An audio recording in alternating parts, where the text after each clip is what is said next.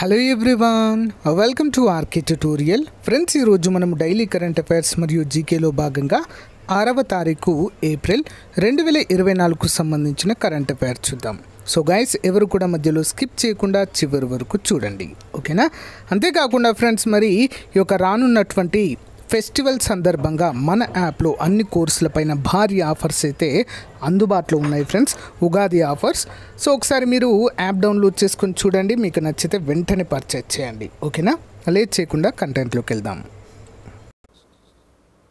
Hey guys, మన RK tutorial యాప్లో course purchase చేసే విధానము కొంతవరకు చేంజ్ కావడం అయితే జరిగిందండి. సో దాన్ని దృష్టిలో ఉంచుకొని చాలామంది అభ్యర్థులు అడుగుతున్నారు.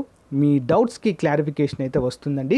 సో మన యాప్లో తెలంగాణ, ఆంధ్రప్రదేశ్, సెంట్రల్ ఉద్యోగాలకు సంబంధించి అన్ని కోర్సెస్ అందుబాటులో ఉన్నాయండి. సో చాలా తక్కువ కాస్ట్లో అందుబాటులో ఉన్నాయి. సో యాప్ ఓపెన్ చేయగానే స్టోర్ ఆప్షన్ వస్తుందండి. స్టోర్ పైన క్లిక్ చేయగానే మీకు అన్ని కోర్సెస్ వస్తాయి. ఫర్ ఎగ్జాంపుల్ మెంటల్ ఎబిలిటీ కొనాలనుకుంటున్నారనుకోండి, దానిపైన క్లిక్ చేయండి. క్లిక్ చేయగానే మీకు ఇక్కడ ఐ యామ్ ఇంట్రెస్టెడ్ అని కనిపిస్తుందండి. దీనిపైన క్లిక్ చేయండి. క్లిక్ చేయగానే మీకు వెంటనే ఒక మెసేజ్ అనేది మీ వాట్సాప్కి, ప్లస్ మీరు వాట్సాప్ నెంబర్తో లాగిన్ అయితే వాట్సాప్కి వస్తుంది. నార్మల్ నెంబర్తో అయితే మొబైల్ నెంబర్కి మెసేజ్ అయితే వస్తుంది, ఓకేనా? సో దీన్ని క్లోజ్ చేసి వెంటనే మీ వాట్సాప్ ఓపెన్ చేయగానే ఈ విధంగా హాయ్ అని మీ పేరుతో వస్తుందండి. సో ఈ విధంగా బై నౌ అనే ఆప్షన్ కూడా చూపిస్తుంది ఇక్కడ, ఓకేనా? సో ఏ కోర్స్ మీరు కొనాలనుకుంటున్నారో దేనిపైన క్లిక్ చేస్తారో కూడా చూపిస్తుంది. సో ఇక్కడ బై నౌ అనే ఆప్షన్ పైన క్లిక్ చేయండి ఫ్రెండ్స్. సో దానిపైన క్లిక్ చేయగానే మీకు డైరెక్ట్గా ఓపెన్ అవుతుందండి, ఓకేనా? పేమెంట్ గేట్వే ఓపెన్ అవుతుంది. ఇక్కడ నుంచి మీరు గూగుల్ పే కానీ, ఫోన్పే కానీ, సో డైరెక్ట్ ఇంటర్నెట్ బ్యాంకింగ్ ద్వారా కూడా కోర్స్ అయితే పర్చేజ్ చేయవచ్చు. చూడండి, ఇక్కడ పే నౌ అనగానే పే నౌ అయిపోతుంది. సో గైస్, మీ మొబైల్ కూడా ఈ విధంగా మెసేజ్ వస్తుందండి. ఇక్కడి నుంచి కూడా మీరు ఇక్కడ ఇచ్చిన లింక్ పైన క్లిక్ చేసి పర్చేజ్ అయితే చేయవచ్చండి. చాలా సింపుల్గా అన్ని కోర్సులపైన ఆఫర్స్ అయితే ఉన్నాయండి. తెలంగాణ అన్ని ఉద్యోగాలకు, ఆంధ్రప్రదేశ్ అన్ని ఉద్యోగాలకు, సెంట్రల్ ఉద్యోగాలకు కూడా కోర్సులు ఉన్నాయి. ఒకసారి డెమో చూసి వెంటనే పర్చేజ్ చేయండి. Thank you. Question number 1. ప్యారిస్లో జరగనున్న సమ్మర్ ఒలింపిక్స్లో జ్యూరీ మెంబర్గా దేశం తరపున ప్రాతినిధ్యం వహించిన మొదటి మహిళ క్రింది వారిలో ఎవరు? మన దేశం నుంచి ప్రాతినిధ్యం వహిస్తున్నారండి. ఎవరు మరి? ఆప్షన్ ఏ బిల్క్విస్ మీర్ గారు. వివరాలు చూద్దాం. జమ్మూ కాశ్మీర్కు చెందిన కానోయిస్ట్ బిల్క్విస్ మీర్ ప్యారిస్లో జరగనున్న సమ్మర్ ఒలింపిక్స్ జ్యూరీ మెంబర్గా దేశం తరపున ప్రాతినిధ్యం వహించిన మొదటి మహిళగా చరిత్ర సృష్టించనున్నారు. ఈ ప్రతిష్టాత్మక నియామకము అధికారికంగా భారత ఒలింపిక్ సంఘము నుండి జమ్మూ కాశ్మీర్ పరిపాలనకు ఒక లేఖ ద్వారా తెలియజేయబడింది. బ్రేకింగ్ అడ్డంకులు. ఒలింపిక్ జ్యూరీకి బిల్క్విస్ మీర్ యొక్క ప్రమాణము క్రీడ పట్ల ఆమె సంకల్పం మరియు అభిరుచికి నిదర్శనం. ఆమె 1998లో ఐకానిక్ ధాల్ లేక్ నుండి కానోయిస్ట్గా తన ప్రయాణాన్ని ప్రారంభించింది మరియు భారతదేశానికి ప్రాతినిధ్యం వహించడం కూడా జరిగింది. Question number 2. దేశీయ ఉత్పత్తిని పెంచడం మరియు ప్రత్యామ్నాయ ఎరువులను ప్రోత్సహించడం లక్ష్యంగా ఏ సంవత్సరం నాటికి యూరియా దిగుమతులను నిలిపివేయాలని భారతదేశం లక్ష్యంగా పెట్టుకుంది? ఆన్సర్ ఆప్షన్ బి అండి, 2025వ సంవత్సరం నాటికి. వివరాలు చూద్దాం. దేశీయ ఉత్పత్తిని పెంచడం మరియు ప్రత్యామ్నాయ ఎరువులను ప్రోత్సహించడం ద్వారా 2025 నాటికి చివరి నాటికి యూరియా దిగుమతులను నిలిపివేయాలని భారతదేశం లక్ష్యంగా పెట్టుకుంది. ఇది ప్రస్తుతం దాని వార్షిక యూరియా డిమాండ్ 30% సంతృప్తినిచ్చే దిగుమతులపై దేశం యొక్క గణనీయమైన ఆధారపడడానికి ప్రతిస్పందనగా ఉంది. యూరియా ఉత్పత్తి మరియు దిగుమతి. దేశీయ ఉత్పత్తిని పెంచడం. యూరియా ఉత్పత్తి క్రమంగా పెరిగి 2022-23లో 284.95 లక్షల టన్నులకు చేరుకుంది. అయినప్పటికీ ఒమాన్, ఖతర్, సౌదీ అరేబియా మరియు యుఏఈ వంటి కీలక వనరులు ఉన్నప్పటికీ దిగుమతుల ద్వారా 30% డిమాండ్ను అందుకుంటున్నట్లుగా తెలుస్తుంది. Next question. దేశ రాజధానిలో అడవుల సంరక్షణపై దృష్టి సారించిన కమిటీకి నేతృత్వం వహించిన ఢిల్లీ హైకోర్టు మాజీ న్యాయమూర్తి క్రింది వారిలో ఎవరు? ఆన్సర్ ఆప్షన్ సి అండి, జస్టిస్ నజ్మీ వజీర్ గారు. నజ్మీ వజీరీ. వివరాలు చూద్దాం. దేశ రాజధానిలో అడవుల సంరక్షణపై దృష్టి సారించిన కమిటీకి నేతృత్వం వహించేందుకు ఢిల్లీ హైకోర్టు మాజీ న్యాయమూర్తి నజ్మీ వజీరీని నియమించింది. ఈ కీలకమైన సహజ వనరులను రక్షించే ప్రయత్నాలకు వివిధ ప్రభుత్వ శాఖలు పూర్తిగా సహకరించడం లేదని ఆందోళన వ్యక్తం చేసిన నేపథ్యంలో ఈ నిర్ణయం అయితే తీసుకున్నారు. ఆందోళన మధ్య నియామకము. ఢిల్లీ అడవులను రక్షించేందుకు శాఖల మధ్య సమన్వయం మెరుగ్గా ఉండాలని కోరుతూ చేసిన అభ్యర్థనపై హైకోర్టు న్యాయమూర్తి జస్టిస్ నజ్మీ వజీరిని అంతర్గత శాఖాపరమైన కమిటీకి అధిపతిగా నియమించడాన్ని మనము చూడవచ్చు. ఓకే, ఇంపార్టెంట్ అండి.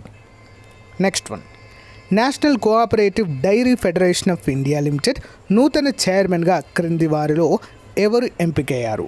National cooperative dairy federation of India లిమిటెడ్కి ఆప్షన్ ఏంటి? డాక్టర్ మీనేష్ షా.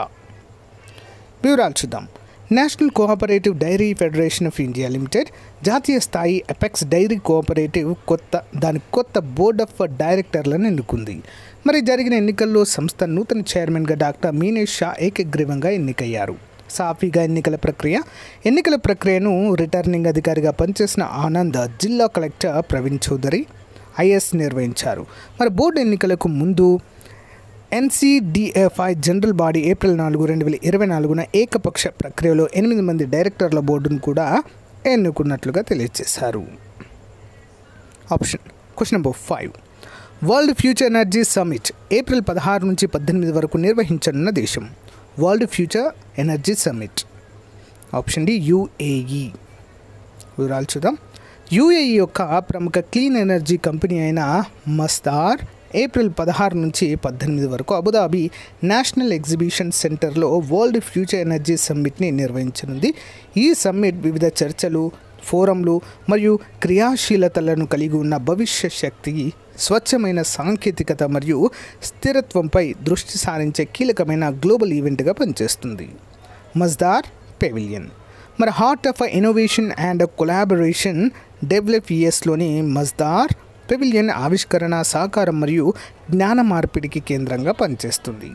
ఇది Y4S యూత్ ఫర్ సస్టైనబిలిటీ మరియు WiSER women in sustainability, environment మరియు రెన్యూవబుల్ ఎనర్జీ వంటి మస్దార్ కార్యక్రమాల ఫోరంతో సహా ఆకర్షణీయమైన ప్యానెళ్ళు మరియు ప్రజెంటేషన్లను కలిగి ఉండడాన్ని ఇక్కడ చూడవచ్చు. క్వశ్చన్ నెంబర్ 6, భారత సైన్యము స్వదేశీ ఆకాశ తీర్ వ్యవస్థన అంటే ఆటోమేటెడ్ ఎయిర్ డిఫెన్స్ కంట్రోల్ మరియు రిపోర్టింగ్ సిస్టమ్, ఆకాశ తీర్ దీని పేరు, ఓకేనా, వ్యవస్థను ఇటీవల ప్రారంభించింది. అయితే దీన్ని రూపొందించిన సంస్థ ఏంటి? ఆకాశ తీర్ దీని పేరు, ఫుల్ ఫామ్ ఏంటి? ఆటోమేటెడ్ ఎయిర్ డిఫెన్స్ కంట్రోల్ మరియు రిపోర్టింగ్ సిస్టమ్. దీన్ని రూపొందించిన వారు bell, okay, Bharat electronics limited. భారత సైన్యము స్వదేశీ ఆకాశ తీర్ వ్యవస్థను ప్రవేశపెట్టడం ప్రారంభించింది. ఇది దాని వైమానిక రక్షణ సామర్థ్యాలలో గణనీయమైన పురోగతిని సూచిస్తుంది. భారత్ ఎలక్ట్రానిక్స్ లిమిటెడ్చే అభివృద్ధి చేయబడిన ఈ ఆటోమేటెడ్ ఎయిర్ డిఫెన్స్ కంట్రోల్ మరియు రిపోర్టింగ్ సిస్టమ్ మెరుగైన కార్యాచరణ సామర్థ్యం కోసము సైన్యం యొక్క వైమానిక రక్షణ విభాగాలను ఏకీకృతం చేయడం లక్ష్యంగా పెట్టుకుంది. ఆకాశ్ తీర్ సిస్టమ్ యొక్క ముఖ్య లక్షణాలు: ఇంటిగ్రేటెడ్ ఆపరేషన్స్. ఆకాశ్ తీర్ రాడర్ మరియు కమ్యూనికేషన్ సిస్టమ్ల అతుకులు లేని ఏకీకరణను ప్రారంభిస్తుంది. సమగ్రమైన పరిస్థితుల అవగాహన మరియు నియంత్రణ కోసం ఏకీకృత నెట్వర్క్ను ప్రోత్సహిస్తుంది. ఇంపార్టెంట్. నెక్స్ట్, 5200 ఏళ్ల నాటి హరప్పా ప్రజల నివాసం ఇటీవల పురాతన త్రవ్వకాల్లో ఎక్కడ బయల్పడింది? ఆప్షన్ ఏ అండి గుజరాత్లో.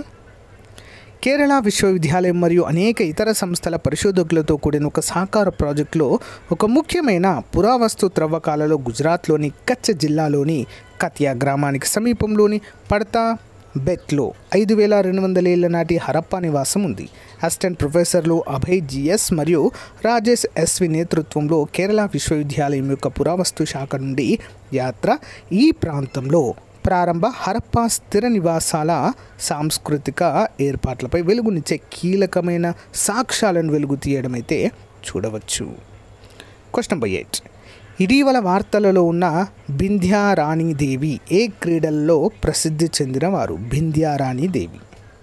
ఆప్షన్ ఏ అండి వెయిట్ లిఫ్టింగ్. IWF ప్రపంచ కప్ 2024 మార్చి 31 నుండి ఏప్రిల్ 11 వరకు 2024 వరకు థాయిలాండ్లోని ఫుకెట్లో జరిగింది. ఈ ఈవెంట్ను పురుషుల మరియు మహిళల వెయిట్ లిఫ్టింగ్ కోసం ప్రపంచ గవర్నింగ్ బాడీ అయిన ఇంటర్నేషనల్ వెయిట్ లిఫ్టింగ్ ఫెడరేషన్ నిర్వహించింది.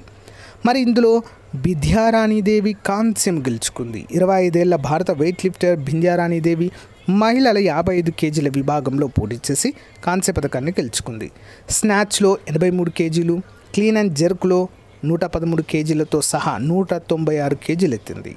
2022 బర్మింగ్హామ్ కామన్వెల్త్ గేమ్లో ఆమె 203 కిలోల బరువుతో రజత పథకం సాధించిన ప్రదర్శన కంటే ఇది తక్కువగా అయితే చెప్పుకోవచ్చు.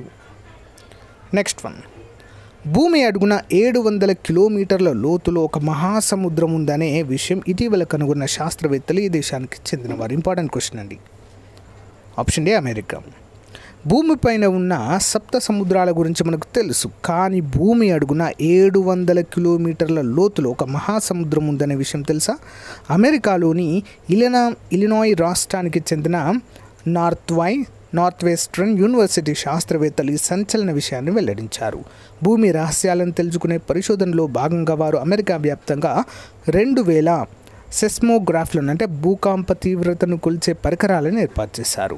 మనకు తెలియకుండా భూమి లోతుల్లో వచ్చే సూక్ష్మ భూ ప్రకంపనలు ఆ సెస్మోగ్రాఫ్ నమోదు చేశాయి.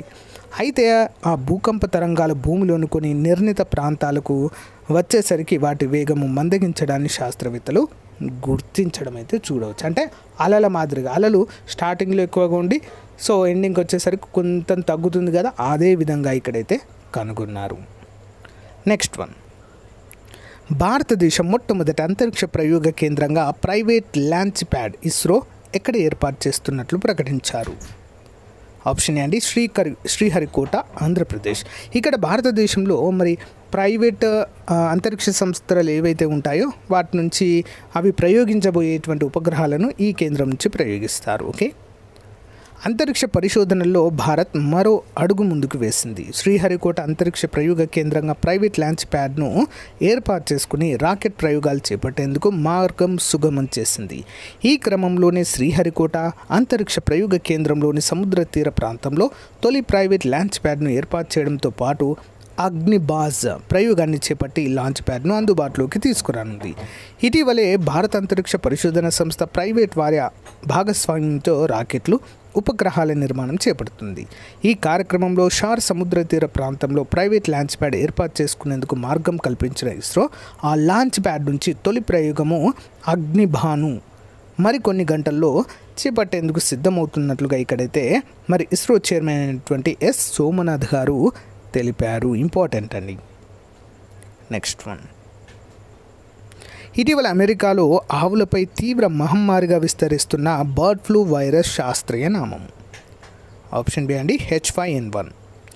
కోవిడ్ సృష్టించిన విలయం నుంచి ఇప్పుడిప్పుడే కోలుకుంటున్న మానవాళిపై మరో మహమ్మారి పంజా విసరబోతుందా అంటే అవునని అంటున్నారు.